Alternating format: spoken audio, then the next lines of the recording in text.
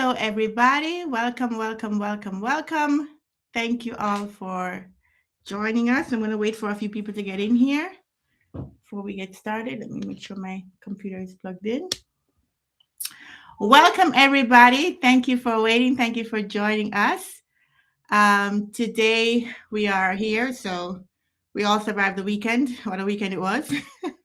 And we're just at March, and so many things already happened in the world. So I'm happy that you all are here, alive and well, and able to join us. Today we're going to have a great discussion. We're going to be talking to Robert Snyder, which I'm going to bring on in a minute. But before I do that, I want to find out a little bit more about the people who are joining us. If you're new here for the first time, I want to introduce you to what this is. This is our global BA stand-up. So on the first Monday of every month, we meet and we have this live, both on LinkedIn and on YouTube. And we talk about the business analyst role. We talk about the career. We talk about where our career is going.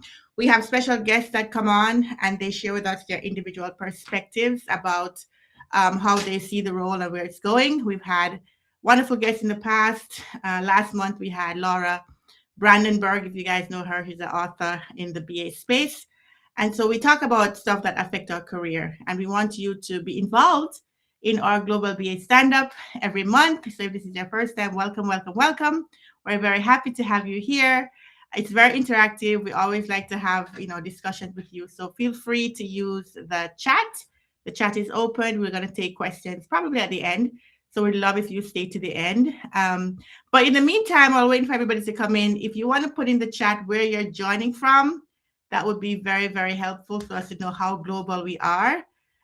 So put in the chat where you guys are joining from. Joining from the UK. Welcome, Leticia. Thank you so much for joining us. Queen Amak, thank you. She says hello. Thank you for joining us well.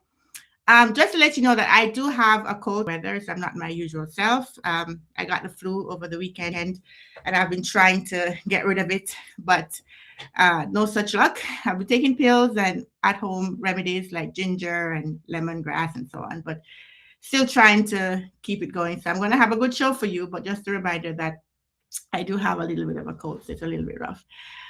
We have Boma from Chicago. Welcome, Chicago. Queen of Max says she's from Illinois. Welcome, Illinois, Chicago, and UK. Calgary, Canada. Awesome. I'm coming to Canada soon. I know I've been going to Montreal all the time, and I haven't been to Calgary or Winnipeg or Vancouver, but I'm coming to another part of Canada. I'm not decided yet, but I'm hoping to be there shortly. I love Canada. It's awesome. We also have somebody from the UK. Welcome from the UK. Ucho says, welcome. Welcome, Ucho. You're from the UK too. Ucho always joins us whenever we have live events. Good. Welcome, everybody. I'm happy that you're here. Join us and leave a comment in there from where you're joining from. We're happy to hear that. So I'm going to read for you a little background of our guest today. Today we have a very, very special guest. And the topic we're talking about today is the hidden debt your interviewer is trying to pay and how you can use it to get hired. Like, what is it that interviewers want to know these days in order for them to hire you? So our special guest will talk about why are they really looking to hire a new BA, right? A company hiring a business analyst has a debt of some kind that they want to help you pay, more than merely tech debt. They're behind on something better. Your job in or before the interview is to convince them you help them pay back their debt. So we're going to get into more details about that because obviously I'm not the authority on that. So I'm going to just give you a little teaser. Robert Snyder give you more details. So Robert Snyder is a founder and president of Innovation Elegance LLC. His 30-year career spans roles such as developer, project manager, change management, sales enablement, and the performing arts as well. So business and arts, right? His career path includes corporate roles, consulting roles, startups, PMP, agile certifications as well. He has performed in numerous vocal, dance, and theater ensembles. Robert helps companies untether from the software-centric agile hybrid stalemate to adopt elegance, a methodology that is natively people-centric. Elegance converts your communication traffic jam into a communication symphony. Elegance converts your frustration factory into an elegance expectation factory. So Robert earned his BS, Bachelor of Science degree in Electrical Engineering from the University of Illinois and his MBA in Strategy from the Kellogg School of Management at Northwestern University. Robert is publishing a series of books right now on innovation technology, including Innovation Elegance, Transcending Agile with Ruthlessness and Grace, which is available now on Amazon, and Innovation Portfolio, Five Verbs Shape Your Team's Legacy. And he's currently working on another book called Elegant Leadership, Distinguishing the Good, the Bad, and the False, which will come out in 2027. So without further ado, I want to bring our special guest, Robert, to talk with us. Welcome, Robert. Thank you Hi for there, being Shirley. here. I'm delighted to be invited. Thanks for having me. Awesome. How are you doing? I'm doing well. Relaxing weekend, productive weekend. I'm drinking the Kool-Aid in London. Awesome. That's good for you. I would take the weekend, but I'm here and I'm happy to be here. And so we're excited to talk about this topic today. Absolutely. I don't know if our connection is stable. My PC just hiccuped, so fingers crossed we're going to Yeah. be okay. Hopefully. Yeah. I think we should be fine. If we get any sticks, we'll just recuperate hopefully, and I'll Yeah, let you know. Or if I stick, let me know. But we'll yeah, try our best. yeah. Okay. Awesome. Where do you want to start? Well, when you and I got acquainted in February, the conversation weaved in a few different places. You pointed me to some of your recent episodes, and I was taking notes about where were the conversations that you're having with your community where I was equally enthusiastic. So we talked about culture. Your Mhm. episodes were talking about culture, BA certifications, and the job market. And what stuck out for me was how passionate you seemed to be about the job market and how difficult the job market was. And Yeah. so I think that that's where you and I landed about what makes sense about a poor job market and what does not make sense, and what can BAs do differently, or how can BAs approach interviews differently to give them an advantage that maybe even the interviewer hasn't even thought of. And I think that's where we landed on Yep. this concept of debt. Yep. And it's not just tech debt, right? So maybe that's a good place for us to start is what kinds of debt do organizations, teams, BA leaders, what kinds of debt do they perceive? Yeah. And I think it's important to even give a backstory to that. I think a lot of people that I've talked to, certainly within this year and last year, has been feeling very frustrated with the job market. They just feel like they're applying. Some people are getting calls, some people are not getting not even one call. And even when they do go into the interview, they do their best and then they get ghosted. So there's a lot of frustration in the marketplace, and they're like, what am I doing wrong? Am I saying the wrong things? Are there no more jobs? Has AI replaced us? So there's so much panic in the job market because prices are going up. People have expenses. They want to get a job so they can be able to take care of their families. And they're like, what should I be saying? What is the outcome that I'm not, what am I doing wrong that I'm not getting the job? And it's important when we talk that I never thought about this before, about the concept of why are the interviewers actually hiring you?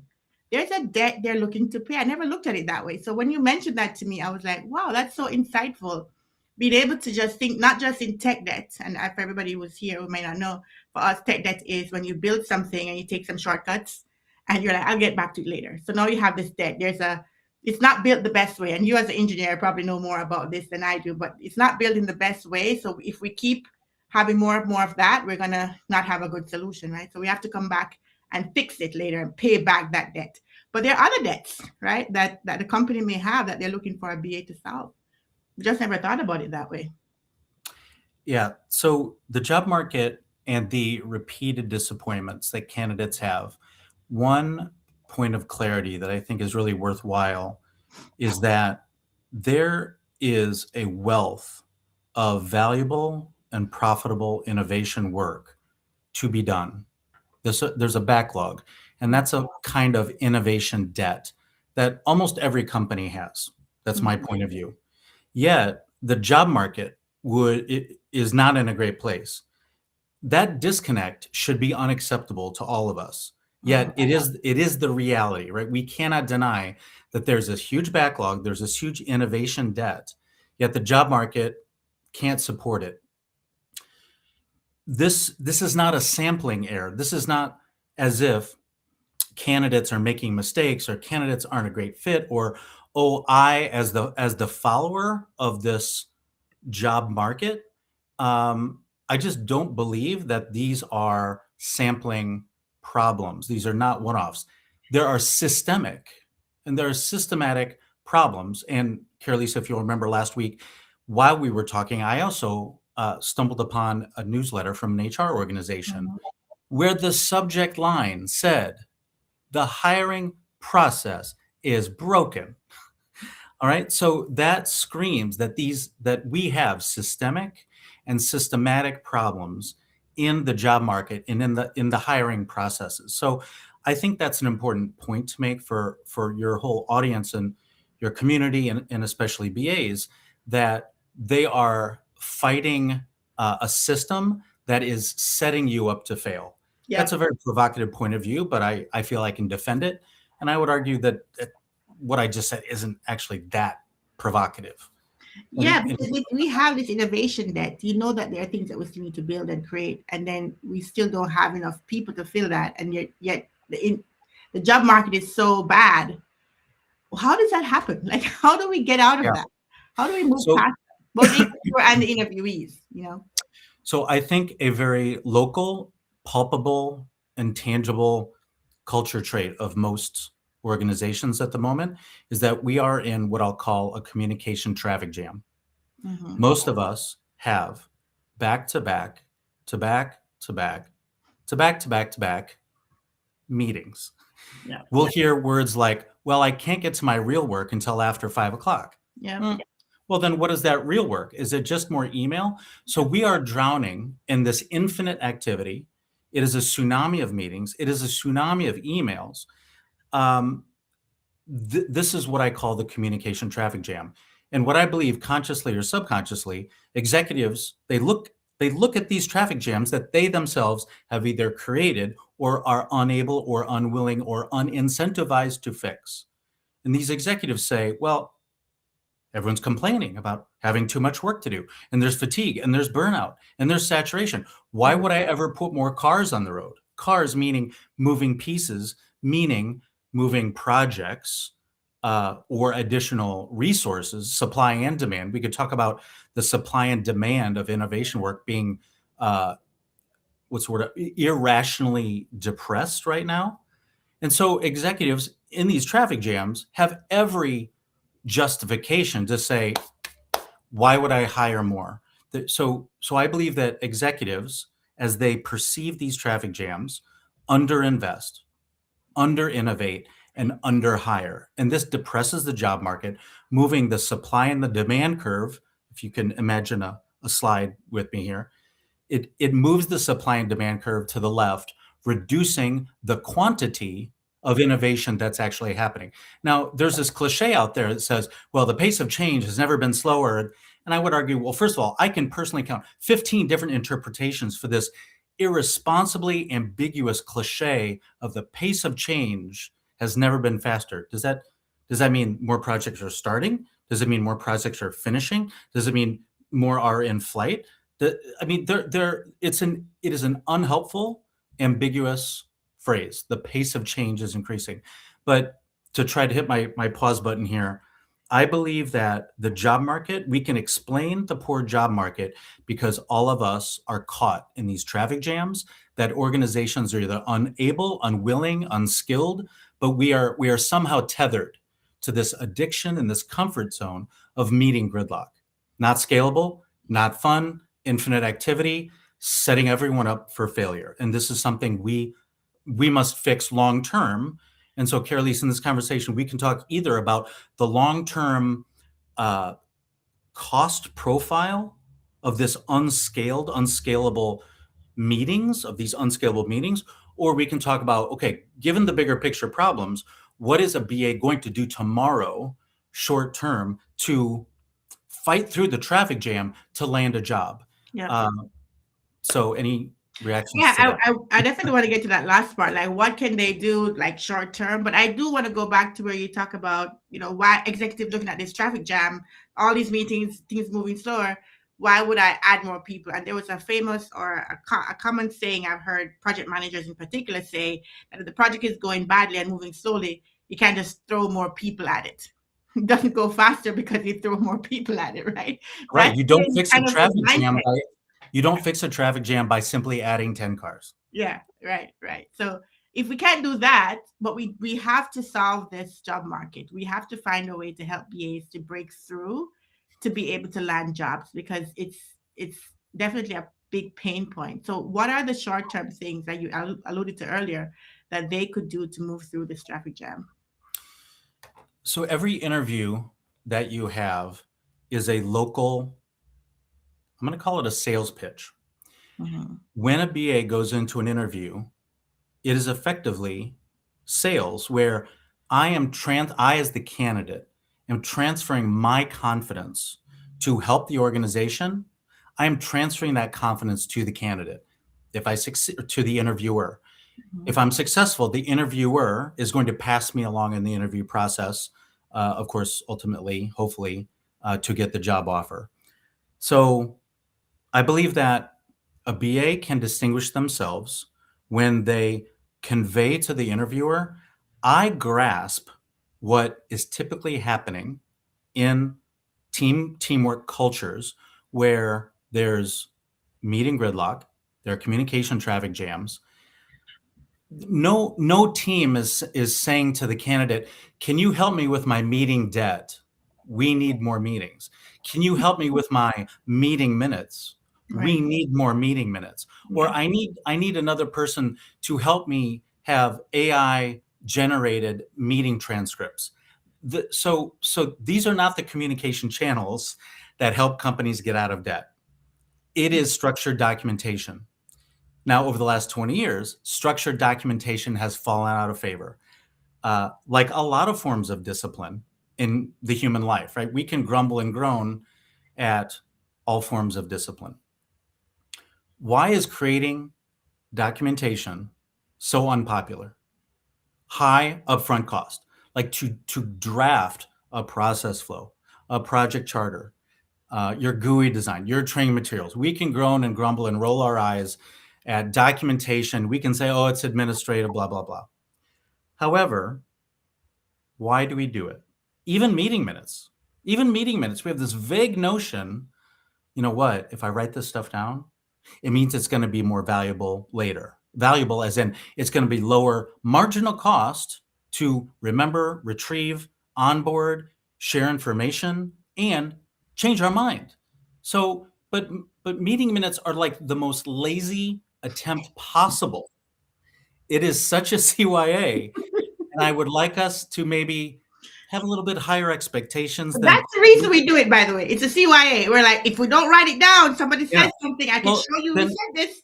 if you're proud of that, put that on your LinkedIn profile to say, I'm an expert in meeting Yeah. minutes. And I know you're going to hire me because I'm a big chump.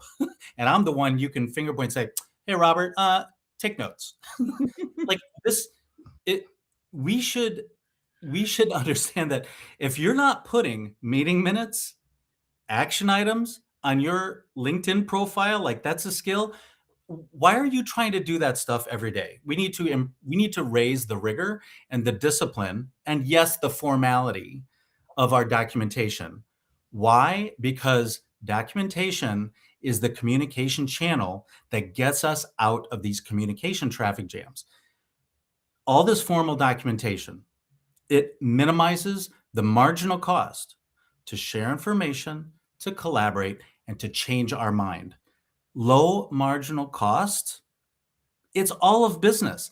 Any business that wants to be profitable, that wants to scale, right? A project charter, process flows, these documents help us scale expectations, Mhm. decisions, etc. When we have communication infrastructure, now we can convert these traffic jams into symphonies. Low marginal cost. This is not like Econ 450. This is Econ 101. 101 from the Low beginning. margin, low marginal cost. It's not free. Yeah. It's not free. It's high upfront cost. No one should be shocked or turn their nose up at infrastructure, because if you want your team to scale, your operations to scale, and really what we're talking about here, BAs are already plenty experts in reducing marginal cost of an organization's ops. That's not at issue. But day to day, week to week, BAs as part of a team, what you are effectively doing by reducing, I'll call it methodology debt, and day to day, you feel like you're reducing a team's documentation debt. That is what solves our communication traffic jams, because we are building communication infrastructure. We've reduced the marginal cost to change our damn minds.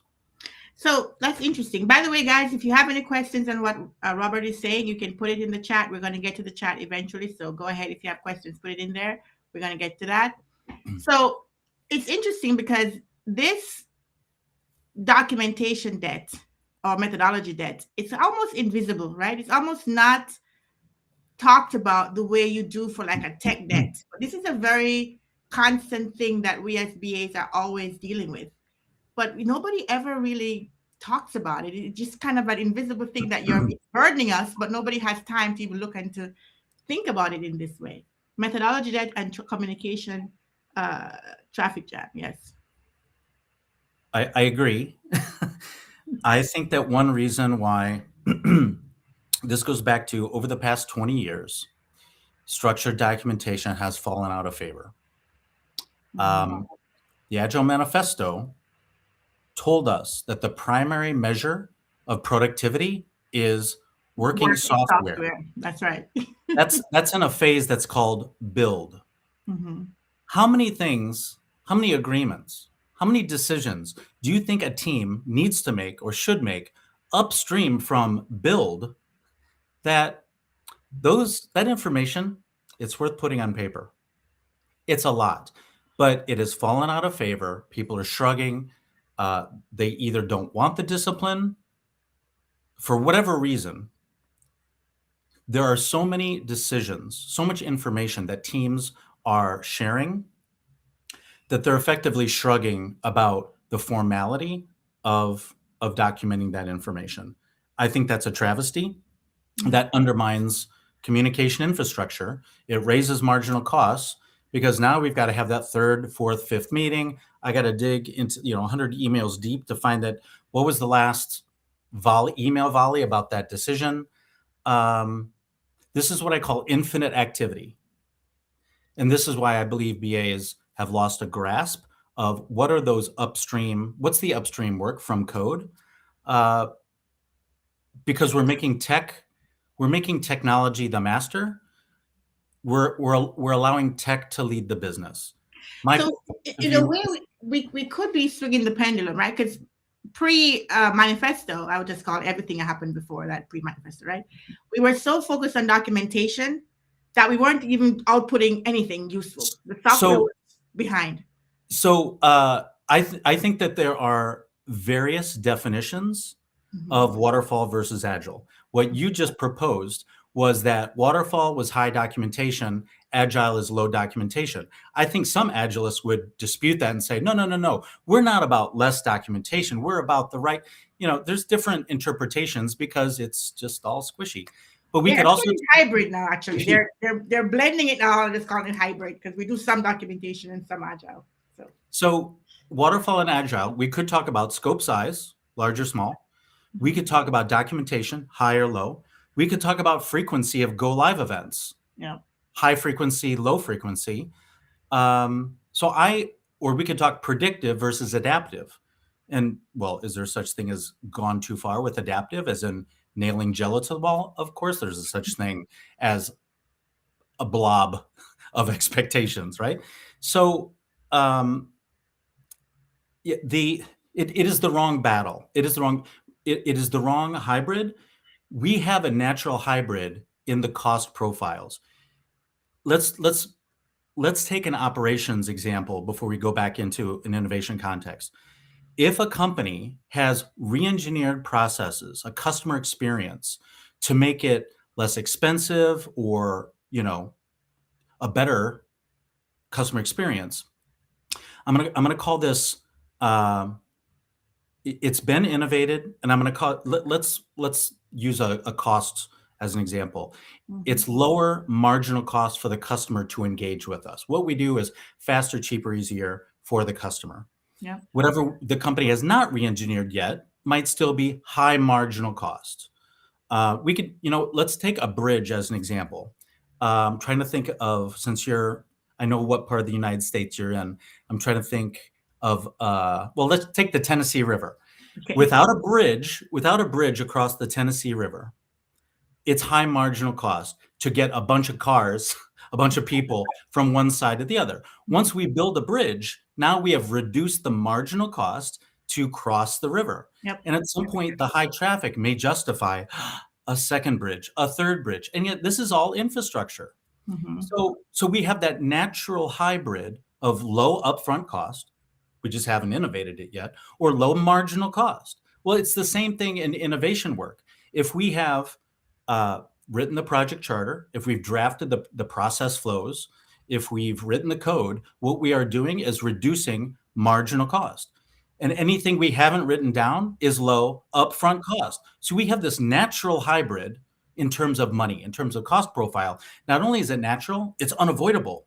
Mm-hmm. So we don't need another contorted, contrived hybrid where waterfall and agile are bickering, saying, "Oh, it's this level of documentation. Oh, it's this frequency. Oh, it's this scope." Like that, those hybrids ignore cost.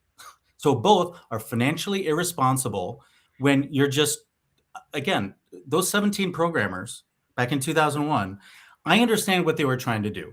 They were frustrated with what the web was in the mid and late 90s with these go live events that were really far apart. Yep. Totally understandable why 25 years ago they wanted to react, and arguably they overreacted. But it is 25 years later, and the web is a little bit different place than what those 17 programmers perceived in 2001. So I would submit to your community that you have an unavoidable natural hybrid, and it's called a combination of low upfront cost, as in you're not going to document that stuff, or it's low marginal cost, which means your work is worth documenting, meaning your work it's worth scaling. And I hope BAs, as you go into these interviews, you should be conveying to your interview, my work is worth scaling. My job isn't just documentation, but you know what? 100% of my work, it's worth putting on paper because now we've reduced the marginal cost to collaborate, to share, to involve the 39th stakeholder. Oh, we forgot Judy in accounting. And we reduced the marginal cost to change our mind, which includes the next project. So the right documentation, governed in the right way, is nothing short of a love letter to your future team. Your future team thanks you for your diligent documentation. And if you want to set up your next team if you want to set them up for failure, don't document anything, right? And again, this is BA 101. We just have to keep reminding ourselves, your work is worth scaling. It's worth putting on paper, and it helps you in the interview process because what you are consciously or subconsciously, explicitly or implicitly conveying to your interviewer, I know what kind of debt you have. You have methodology debt because you're in traffic jams. You have innovation debt because you've got a huge backlog that sometimes just gets purged. And you've got documentation debt. I will help you pay back your debt on your terms as you, the interviewer, see it. So we've talked about technology debt, tech debt, documentation debt. We've touched on methodology debt, innovation debt. We've just talked about upfront costs and marginal costs. If we can give a practical example, like you just gave one, which was a good one, just not Robert, but like, how can we really drive home to BAs who are watching this, who are in the job market? Like, how do I bring this about in the conversation to really position myself as the person that's going to come in? Like you said earlier, the interviewers themselves don't even know that this is what they're trying to solve for. Right? Yeah. So how do they bring this about so that they can come out to be the best candidate and really get the job? Here's one way. I'm going to put it in terms of a fun cliche. The best time to plant a tree was 20 years ago. The second best time to plant a tree is today. Right now. Yeah. Okay, so let's talk about documentation debt. The best time for an organization to document current state was long enough ago when it was still future state. Mm-hmm. So the second best time to get current state on paper, It's like now. planting a tree, it's today. So say any organization that is willing to raise their hand and say, you know what, we shrug, and plenty of companies do this. We shrug at current state documentation. That is saying the same thing as we shrug at future state documentation, meaning what you are putting on paper is disposable. Saying, you know what, these meeting minutes, I don't know if we're going to look at it. We're going to let someone off the hook who's double and triple booked. Again, tolerating low discipline. We're going to let someone off the hook not attend this meeting. We're going to write notes for them like the chumps we are so that they don't have so they can be informed. But then these meeting minutes, how long do they hold their value? Not Not very long. no. Not long. Why do we hold such a low bar for ourselves that we're willing to invest time and ask valuable employees to spend time on depreciating work? That doesn't feel good. Um, so I do believe there is a ton of value. There's a ton of humility in documenting current state. Why is it valuable? Because I love the phrase from a book called The Four Disciplines of Execution. The author is Chris McChesney. His quote is, execution's two best friends. Again, execution's two best friends are simplicity and transparency. If I have my current state process, let's say it's 100 boxes across X number of process flows. Once I have that on paper and we're sufficiently aligned about where the bodies are buried and where the dysfunction is, now I have the calm, the confidence, and we can have the pragmatic disagreements and collaboration about, well, what does smart bundling look like to improve these 100, process boxes, X at a time, to keep our project size modest, um, to have some momentum in success. So that's one place I would start, is that I believe it is rampant that companies shrug at current state documentation, which it's almost synonymous with saying we shrug at future state documentation. Yes, it's on the surface unglamorous, but you know what the glamorous part of current state documentation is you're showing courage that you can confront where the biggest dysfunctions are. And there's a huge likelihood that as you are documenting current state processes, you are working closer and closer to the customer, which is also what I would call upstream. I've been in countless conversations with BAs over the last 10 years about the desire to be more strategic, the desire to work upstream, away from the go live event, upstream from test, upstream from build, even upstream from design, upstream from requirements, upstream from the project start, also known as cross project work. Well, the origin of cross project work is there's a customer need. And the customer need is in the form of, well, something's unacceptable about the customer experience. So getting that on paper can be incredibly valuable for any organization, because let's acknowledge that incumbent employees find documenting their dirty laundry to be really unattractive. A new employee can come in and document the dirty laundry. It is incredibly powerful, and we shouldn't be surprised that confronting the most awkward pieces of our organization, we shouldn't be surprised how awkward that is. But I believe that is a very tangible place. If I were to scale my company from my employee size of one, if I scaled to 5 or 10 people right now, it would absolutely be going out to help companies reduce their documentation debt and saying, if you also see value in documenting your current state processes, we will do that. I think it's a grossly um, underrated work. I think it's very valuable. Yeah. So I guess in the interviews, some parts of the interview, the interviewers will tell you, what they're looking for in the candidate and what are the problems they're having. And it's for us, if you as a BA, if you're in the interview, to listen out for that and kind of interpret that to be, hey, that's that's an example of documentation that they have. I could insert myself here to show how I could help reduce their marginal costs and how I could be very valuable to them in doing useful, meaningful work, not just regular documentation. Just getting their current state, helping them to move smoothly through and understand what they're actually doing right now, so that they can actually scale. So that could be one way that we can reuse that in a practical sense in the interview, right? Would you agree? Yeah, Yeah. I agree. Okay, cool. All right. So, man, we covered so much good stuff. um, we did also talk a little bit about high friction in the job market, right? And the matchmaker or playing matchmaker. Is there anything there that, from the interviewer perspective, that could help to reduce the imbalance that we have when we have all this innovation that out there, but still the job market is as bad as it is? Is there any perspective that the interviewers should have in terms of how they look at candidates? What do you think? Um, so I think in terms of metaphors, and another fun cliche is when you're good with a hammer, everything looks like a The nail. nail. Yeah. I'm good with music, so I see teamwork as a symphony. So you're asking about the interviewer, Mm-hmm. right?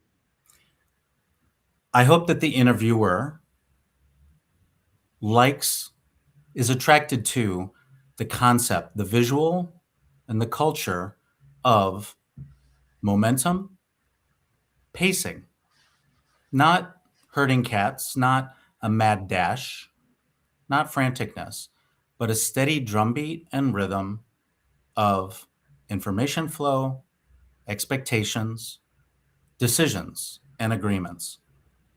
Um, so that's where my mind goes, even that if that does feel conceptual or abstract. But it's easy for me to convert that abstract metaphor of an expectation factory, an expectation symphony, uh, into what I call finite productivity. So last week, Carelise, you and I, and we did touch upon earlier in this conversation, the difference between what I call finite productivity and infinite activity. Mm-hmm. So I believe too many teams are addicted and they're in this comfort zone of infinite activity, meetings, meeting minutes, racy, Jira tickets from hell. Uh, I know about that. I have what? a few right now. Jira tickets? Yeah, from hell. Um, I mean, imagine on a lighthearted note, imagine stepping into an elevator and someone from the C-suite asking, "Hey, Carelise, how's that project going?" You said, "It's going great. We've finished 77 Jira tickets." Is that doesn't good? Is that doesn't like doesn't know doesn't have a context of what that that means. that is Sounds or like a big number, but what does it mean really? exactly. There's no expectation of what does good look like. Right. So I believe that a mature team has a firm grasp of what is its finite productivity. Uh, we know exactly what decisions. Now it can change. Just because when I said the word exactly, I mean precision. I do not mean rigidity. Uh, so I'll throw out a number, and I don't think we'll have time in this chat to go into uh, the, the the the detail of my number for finite productivity, but my number is 216, and that number is 54 times 4. So my default position going into any team, any client, any organization is that I expect for any successful innovation ensemble, we are going to need to execute these 216 steps.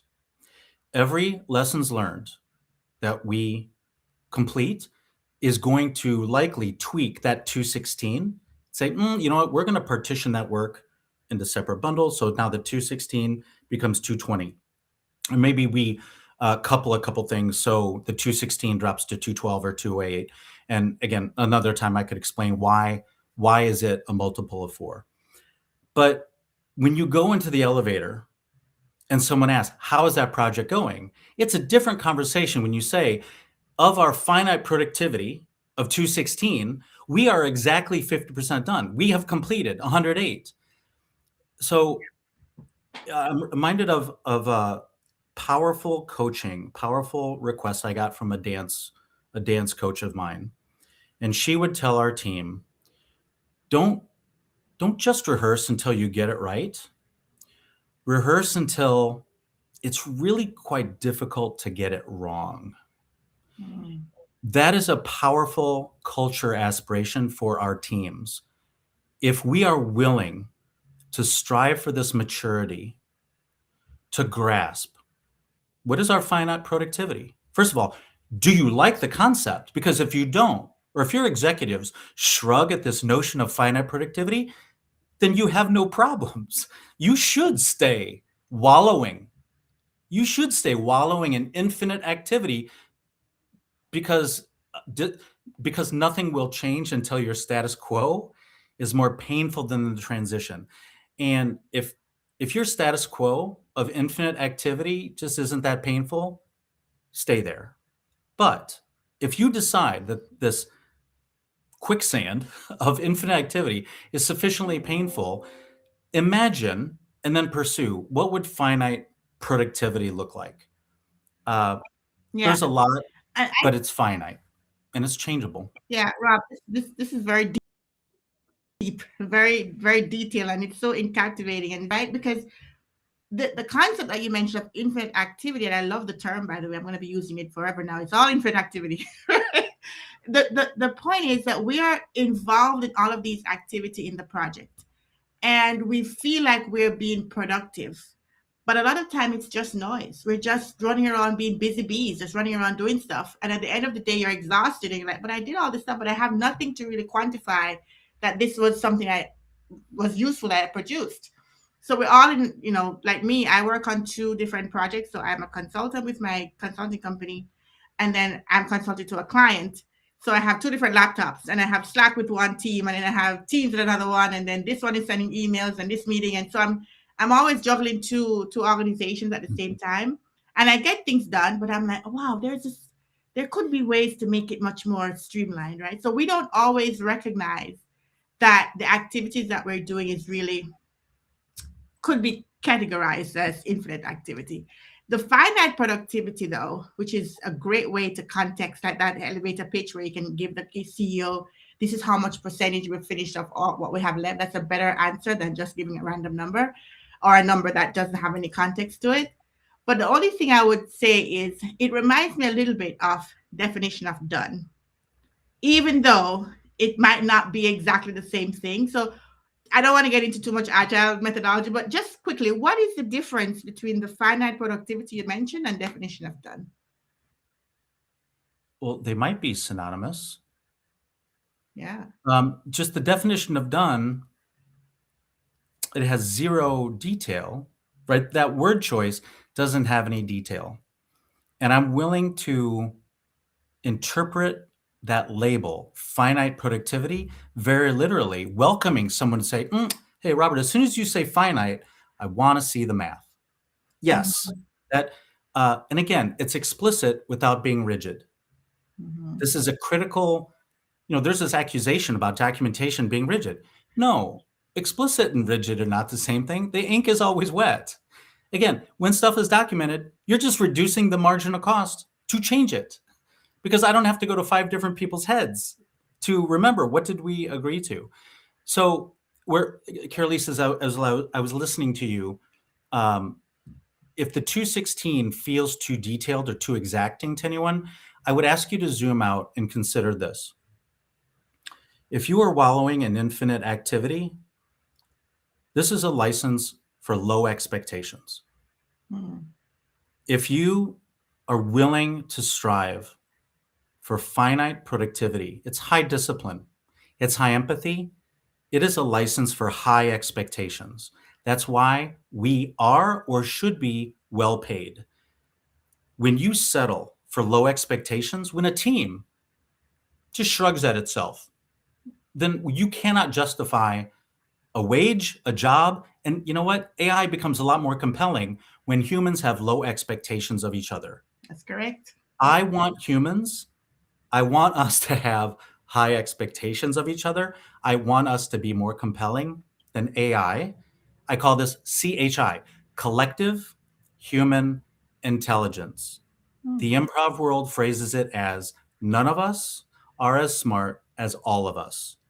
I'm not smarter than AI, but if you give me a team of 10 people, my team of 10 people are going to be smarter than AI.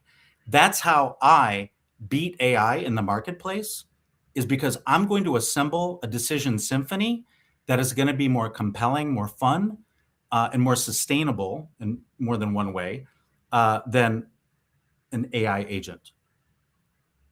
Very interesting. Yeah, we could go down the AI rabbit hole, but I want to I want to bring it back because AI has been very hot in the BA space in the last couple of months. Everybody's kind of worried about how are we going to work with AI, and there's so many different ways that we do that with agents and other things. And I have a video coming out that will explain that. And I did a live on Thursday on that too. So if anybody want to check that out, you can do that. If you guys have any questions for me or for Robert, please put it in the chat. We're going to get to the questions in a few. Well, actually, we should get to the questions now because our time is running out. Okay, let me go through some of these questions. So we have a few people who have joined us from different parts of the world. New Brunswick, Ontario, Canada. Welcome, welcome, welcome. Hope you guys were here for the beginning or at least got a good part of the conversation. So we have a question that says, I find the old methods of interviews don't support showcasing talent in many roles. You want to comment on that? Do you think that's true? So there's an assertion here that the old fashioned way of conducting interviews uh, doesn't set up the interviewee to show their best. Am I paraphrasing Yep, that? that's it. Yep. My immediate reaction is I've seen so much variability in an interviewer's skills that I'll agree with the question or the assertion. I think a skilled interviewee, as long as they don't make the interviewer uncomfortable, like completely upstaging or making the interviewer feel dumb, the interviewee should take enough control of the interview to demonstrate what they want to the interviewer Yep. to maximize the chance that they move on to the next round and get the offer. Yeah. I I do agree with you don't know about why taking I'm control. tracking. I don't know how I'm tracking to that though. Go ahead.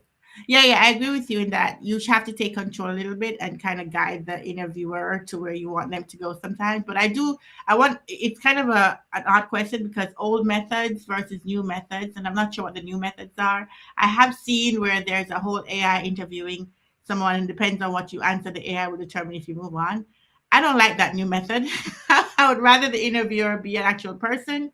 Today, you have to put your resume in, and AI scans it and determine if you even get to be called by the hiring manager. That's also a new method.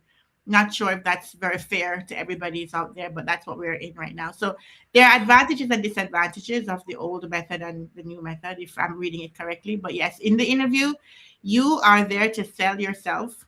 And like we talked about earlier, that there's a debt that they want to pay by hiring a BA, and they themselves may not know it, but you have to kind of help them to see how you're the best person to help them reduce their tech debt, their documentation debt, their innovation debt, all of the different things that we talked about. And if you can properly maneuver that, I know it's tough, and being so nervous anyway might make it harder for you to do that, but this is something you can practice, so that you can really give the best impression in the interview. All right, thank you for that question. Another person says BAs can help fix these broken recruitment processes.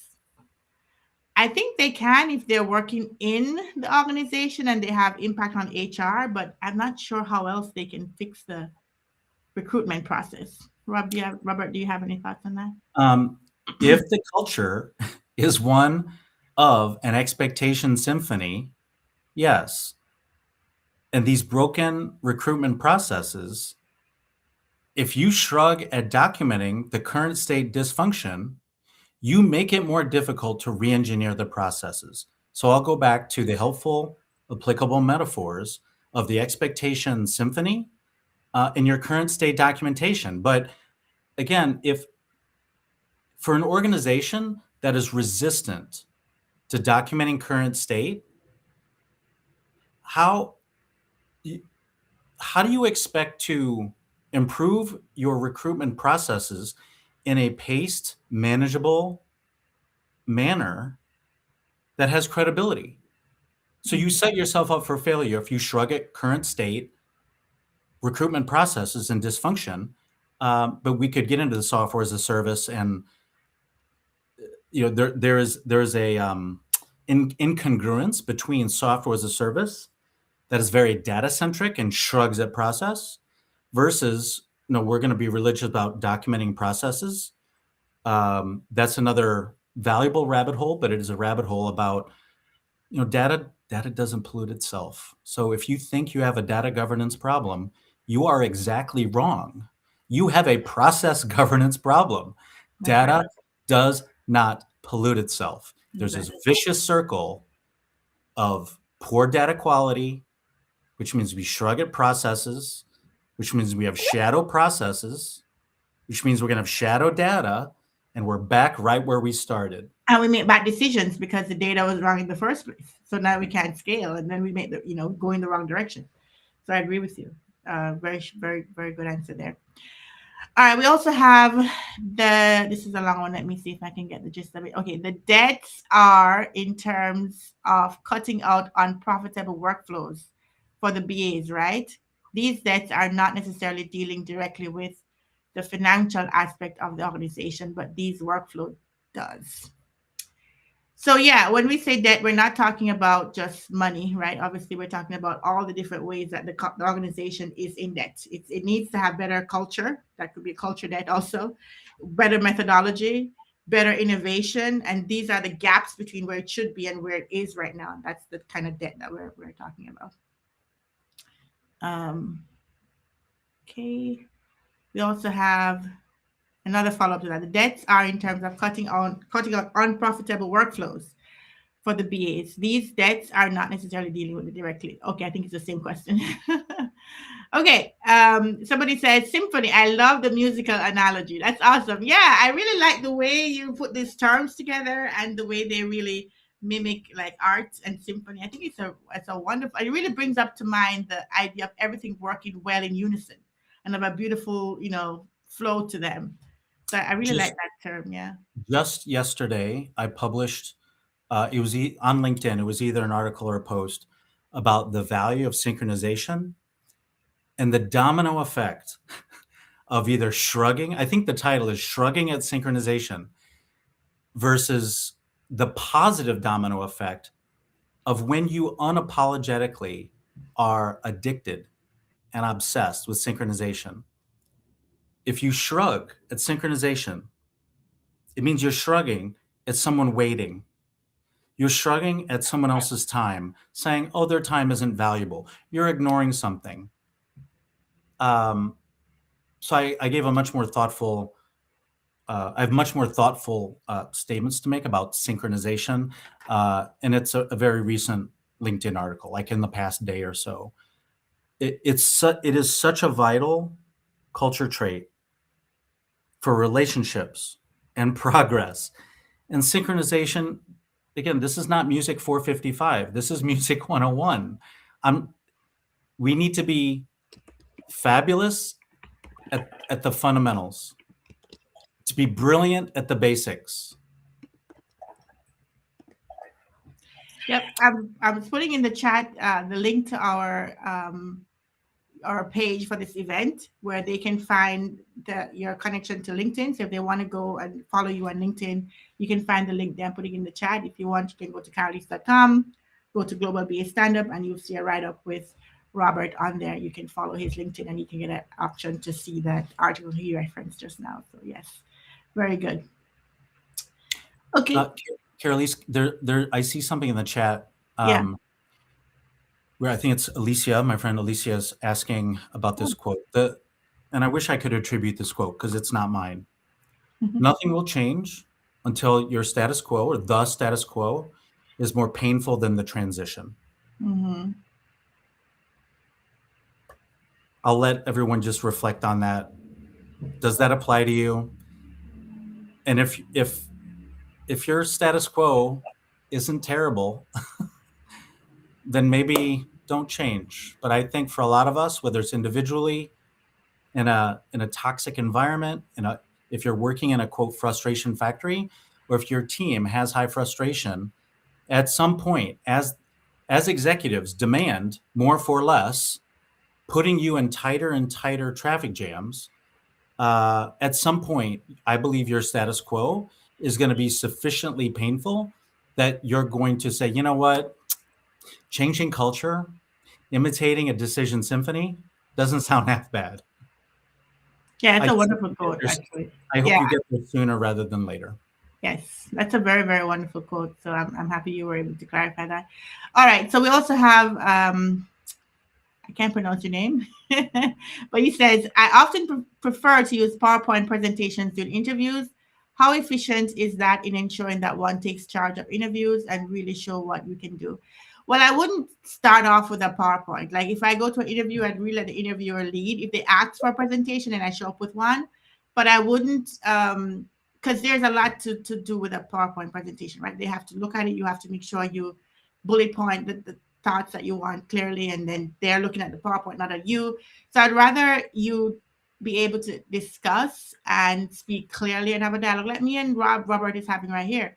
Have a dialogue, and if they want you to come back and present something, then you come with a PowerPoint presentation. But it wouldn't be my first go-to because it will kind of distract from you a little bit and kind of focuses on the type of presentation, especially if the presentation deck is very, creative and beautiful. It might just distract more than help you. So yeah, the PowerPoint would be only if asked. Only if asked. You want to showcase your own analytical skills, and that should be how you handle that. Every sprint should have a finite expectation, sprint goal. The definition of done confirms that we have our finite activity for the sprint done. That's how I see it. Wow. I mean, let me start and then I'm going to let Robert kind of clean it up. So, and give me his thoughts. But I think it's kind of two different things, right? So, yes, there's finite productive from what I understand from what Robert explained, and there's definition of done. Definition of done feels more like a checklist. Here are all the things that we need to do to know that this increment is done. But my impression of what Robert explained is more this is these are all the finite things that is helping us to be productive. It has more context to it. You can understand more if the work you're doing is actually leading to this productivity goal, as opposed to here are this checklist of things and check, check, check, check, check. But it doesn't really help you to make sure that it is productive. You have an increment, but it doesn't mean that this is the thing that you should. It doesn't have it's just the right thing to do kind of stuff. That is my impression. And I may be getting it wrong, but I'll let Robert explain in much more detail. You're the expert on this one. Well, I'll just react to a couple of things I see in the message. When I see the word sprint, I know that the team is not cost oriented. If I see the word sprint, the team is shrugging at cost. Do you know what Really? it's focused on? Frequency. The delivery date, like are we at the end of the sprint or not? This is the It's date when it we. and are they concerned about a working team? No, they're concerned about working software. Yes, that is correct. So our the bigger picture of our conversation today, Carolise, was about interviewing and interview tips. This comment, it just tells me this is the context is agile. It's about frequency and Yeah, it's about software. yeah. It's not about a working team. It's not about ensemble. It's not about debt. There might be a backlog, but when I hear sprint, I hear frequency and I hear tech is driving the business. So I'm hearing the status quo of agile isn't that painful. So the person who's posted this, uh, my interpretation is they're not interested in changing to a cost-based team to minimize marginal cost. And that's okay because that team is evidently not frustrated. So they should stay the course and do sprints. But I that never is a that thought is of a it that way. what? But it's actually really true when you think about sprints. You're almost in a time lock. Like this is how long the sprint is. It's at the end of That's the right. sprint. It's We're so right. start the So next it's not sprint. finite activity, it's finite duration. Yeah, Right. I think um there's a few incongruences in this comment. So it's a different uh conversation, huh? well it again, sprint means you're focused on frequency. Uh not activity, because I can still work a 100-hour work week within a sprint. That's my activity, is my labor, my laboriousness. If it's finite, well, then you're saying, Robert, whatever you do, just don't work more than 40 hours a week. Okay, then that's finite activity, but then that shrugs at productivity. Again, so there's a lot of variables here. When I hear sprint, it's about frequency of go live events. When I hear activity, it shrugs at productivity. And finite just says, just bill 40 hours. Everything Whatever else that. is a Yeah. question mark. Wow. Um, I never thought about it that way, but it's actually very true. It is I true mean, that we are the, focused on frequency when we think the, about the it. word in You're the right. Agile Manifesto, it's not about speed. The Agile community has claimed speed over the last 20 years. The word used in the Agile Manifesto is frequency. I had a rather interesting debate with someone, Kansas City, about 2 years ago. Someone in my audience said, Robert, speed and frequency are the same thing. And I said, you know what? I explained, well, I can visit from Chicago to Kansas City once a week, once a month, once a year. That's my That's frequency. frequency. Yeah. That's But what you're if I stay 1 hour, if I stay one day, if like and she still pushed back. She's like, no, speed and frequency are the same thing. And I finally said to her, I've had a policeman give me a speeding ticket. I've never had a policeman give me frequency. a frequency ticket. That- And in the agile teams, we talk about velocity, as in how much work can we get done in a particular sprint, just to show you that it's different from frequency. It's yeah. different. So yeah, can I zoom out on agile? Agile and Just a little hybrid. bit, yeah. Go This right this ahead. this these forces in the BA job market, in the BA careers, where has it led us? Fatigue, saturation, burnout, dysfunction. Mm. The process is broken. So nothing should be sacred, right?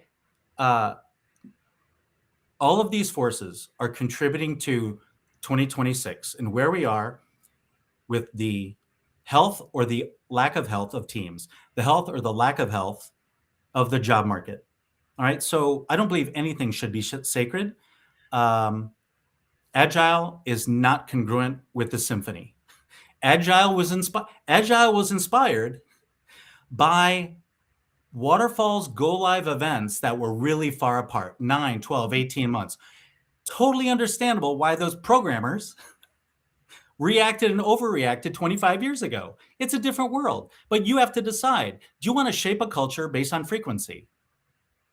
Frequency And is you know not why true. this is hitting home to me? Like, really? It's because I've always struggled with why is it that in our regular way of working, we're not necessarily agile, but when it comes to development, we're agile. We're like super agile in development because it was kind of came out of It is a developer mindset. contrived hybrid. We're contorting ourselves. Yes. If it's not natural, why are you doing it? we have positive role models, such as a symphony. What would a symphony do? What would a dance couple do? In the interview, the question about would I pull out a PowerPoint in an interview?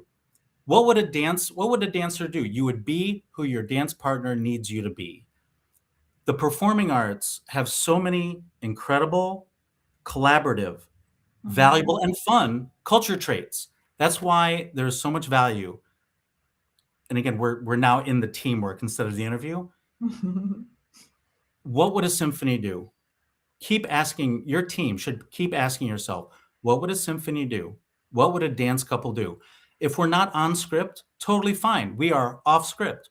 What would the art of improv teach us to do in playing yes and? Bring a brick, not a cathedral. I got your back, not watch your back.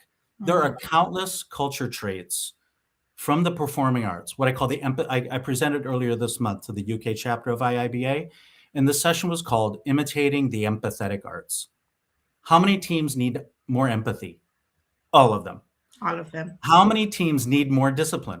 All of them. This is high expectations. Yes. And there are plenty of habits and frameworks out there, RACI being exhibit B, about lowering our expectations, fluff, infinite activity. Nothing should be sacred. If you are in a traffic jam, we need the courage, the language, the habits. the good news, it's not complicated, but uh, once BAs land the job, I hope once you get inside, you will find the language and the tools and the habits to not just have samples of success, but just like my dance coach taught, rehearse until it's hard to get it wrong. Mm-hmm. When you are wallowing in infinite activity, you might succeed, but you are set up to fail. If you are willing to become addicted to finite productivity, you now have systematic success where my 216, I know if my team finishes the 216, we're going to succeed a lot because we're going to stop when we are unable to do those 216, we're just going to stop because it means we're shorthanded. We didn't imitate a symphony. We got a leader. We're not going to have a followership void. I don't on and off the dance floor. I don't believe in followership problems. On and off the dance floor, big problem. They're always leadership problems Mm-hmm. because they persist. They get to keep their job when they screw up. So anyway, I'm on a soapbox, but No, I like it. I like there's so many good gems in there. First of all, you said I got your back, not watch your back. I love that one. I got your that's back, straight out of not watch your improv. back.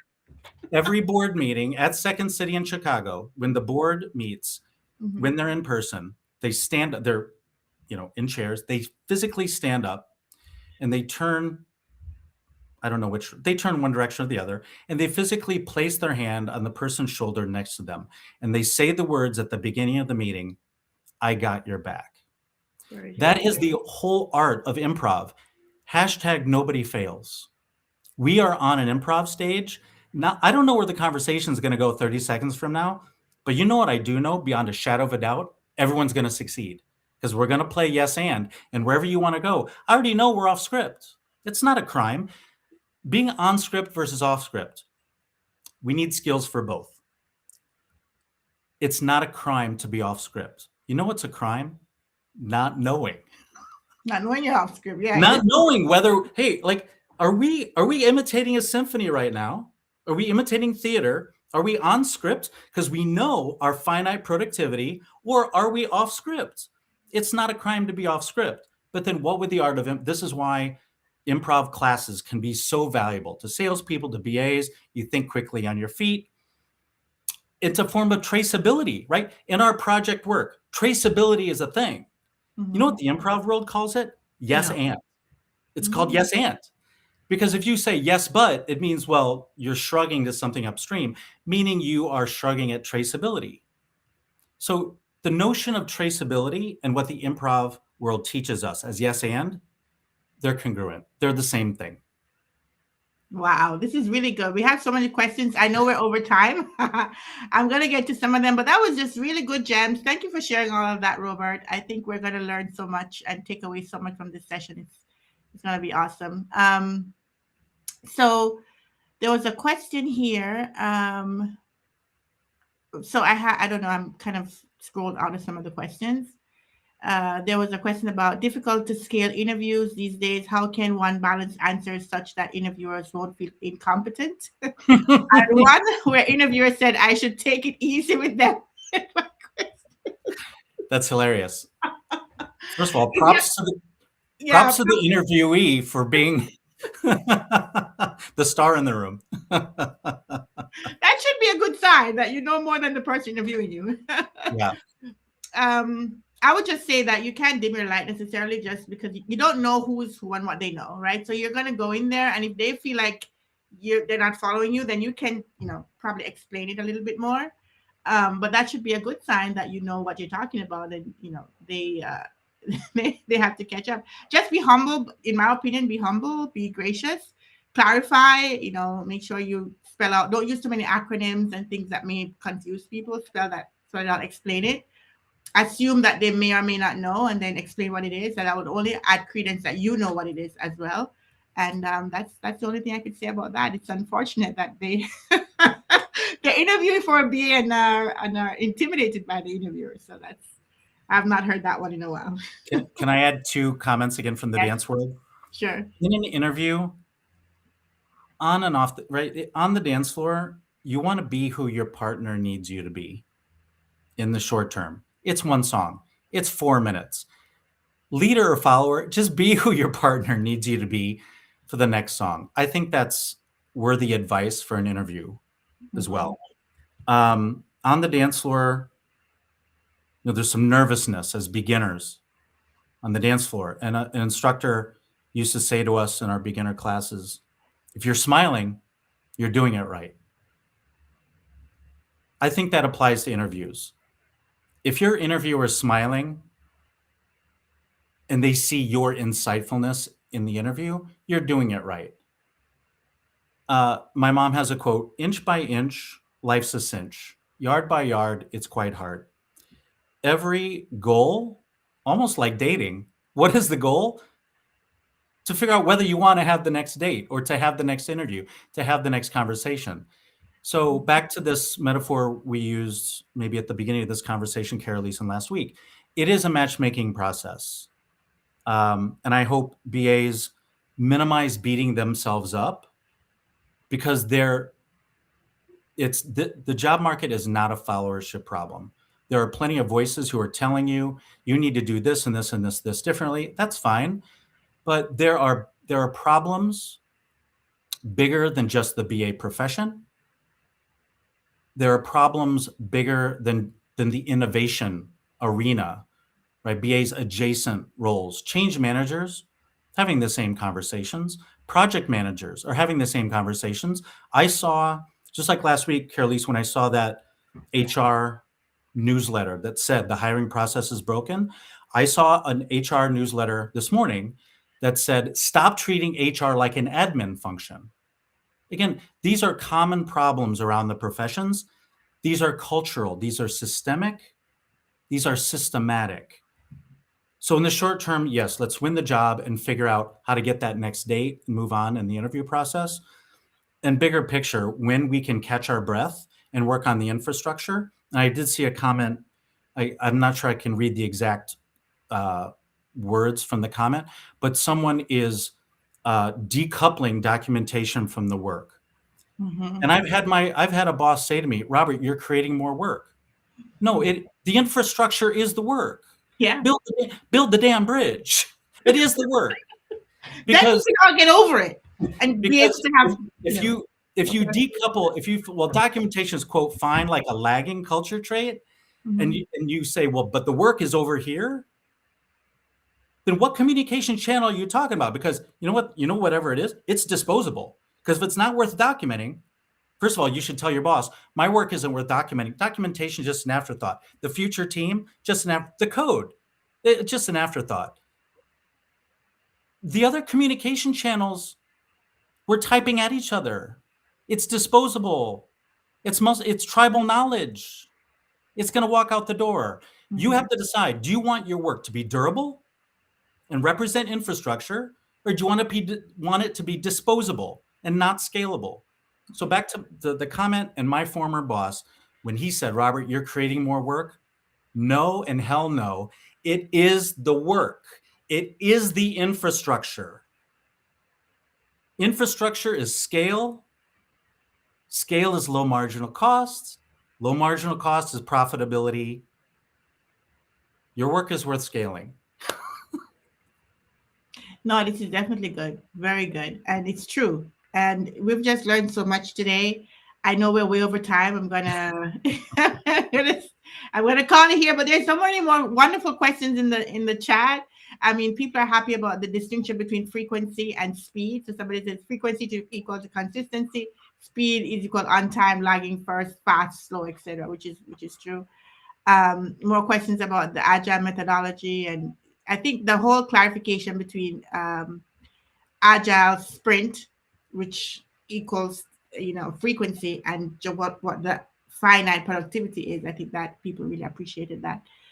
All right, so I Can I, think can I yeah, end with one more quote, please, yes, Carolise, yes. on the topic of speed?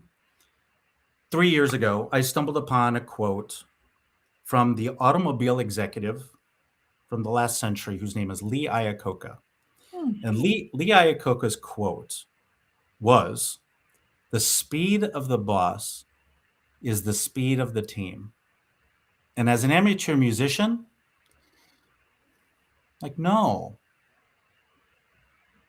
The synchronization skill of the boss. The synchronization skill of the boss is what dictates the speed of the team. Because if, as the boss, if I have no synchronization skill, you're waiting, idle work, idle workers, terrible job playing matchmaker between the supply and demand of work. So, with all due respect to Lee Iacocca and all his accomplishments 50 years ago, uh, I believe instead of treating speed as a leading culture, when we treat speed as a leading culture trait, we end up in traffic jams. Stop that. Treat speed as a lagging culture trait. What is the prerequisite? It is synchronization. You can ignore the laws of teamwork, but the laws of teamwork do not ignore you. Synchronization. What we're already casually using these terms. And this is in my LinkedIn post from last night. We're already using these casual terms for music. And all I'm asking, give me an inch and I'm going to take a mile. Let's become the symphony. Become the symphony. Yeah, for sure. And the concept of pulling in these thoughts or the way that you guys work in the performing arts and applying it to our corporate lives and our projects, I think it's so beautiful, and it's refreshing, right? We're so used to just tech stuff, and it's all in the world of technology or Franticness. It's all project. franticness. Yeah. I hope you didn't pay full price for that MBA. Oh, my leader. What's your leadership style? It's fast. We're speed. Clown. I hope you didn't pay full price for that MBA. Yeah, it's interesting. And if you take performing arts, because everybody, you hardly have, even if you have a stand-up comedian, there's a team behind them. There are people who has to orchestrate how this show comes about. And what we're doing in our projects is really, it is a show. We have teams have to work together as partners, like you mentioned. Be who your partner needs you to be. That's a very powerful quote. And if we think about that as we're approaching our jobs, I think we'll all be much more successful. And if we have the right mindset, even from leadership, that is a symphony, I think that would really help in solving all of these debts that we talked about earlier, right? Not just the gap between hiring and the BAs that wants to get the job and trying to fill that innovation gap, but the tech debt gap, the culture debt, the methodology debt, all of these things can come together and be resolved if we have the right mindset. And we think of ourselves not as just individual pieces, just going to work and doing stuff and infinite activity all day long, emails and Slack messages, just responding. And at the end of the day, you're like tired and you're like, okay, I did all this stuff, but is it really productive? But focus on the finite productivity that you mentioned. I think that would be very, very helpful for us. Yeah. A decision symphony, creating decision infrastructure. Mm-hmm. Your future team thanks you. Yes. Well, this was great. I'm happy that you were able to join us today, Robert. I know that you mentioned your LinkedIn post, but if people want to reach out to you, if they want to get the books that you've published, I do have it linked on the carlease.com website, but is there any other place that they can, reach out to you, and any other programs or anything else that you'd like to share with our audience? Next week, I'm talking to a similar organization called PML, Project Management Life. I'm speaking tomorrow in London in person. If anyone is in London, I'll be speaking at the Business Innovation Expo at Olympia on, the neighborhood is called Hammersmith. BA Life, it's an Edinburgh-based organization. So I'm speaking at BA Life on, I believe that's April 23rd, and that's going to be fun because we're going to role play those 5 verbs in the style of the Live Aid concert from 1985. Wow. But instead of synchronizing a concert of music, it's going to be a BA's finite productivity. So if you are intrigued by this concept of finite productivity and what it means to BAs, we're going to do that in the BA Life session on April 23rd. And I'm just one of probably 15 speakers at BA Life. That's probably enough for now. Okay, great. All right, awesome. You're a very busy person. I can see that. So again, if you guys want to follow Robert on LinkedIn, I have his LinkedIn on carlease.com page that I shared earlier. And you can always find his books also available on the Amazon store. They're called Innovation Elegance, Transcending Agile with Ruthlessness and Grace. And the other book is Innovation Portfolio, 5 Verbs That Shape Your Team's Legacy. So those are great reads for you to go out there and get. So thank you everyone for joining us. Appreciate you guys. Thank you for putting your thanks in the chat and your comments in the chat. We have a wonderful conversation as we always do. And I'm looking forward to seeing all of you in our next live event on the 1st of April, April 1st, I think. Let me see if it's the 1st. The first Monday in April. I don't know if it's the 1st, but we'll be here again next month. So looking forward to everybody. Thank you so much all for joining us, and we will see you next time. Thank you. Take care, guys.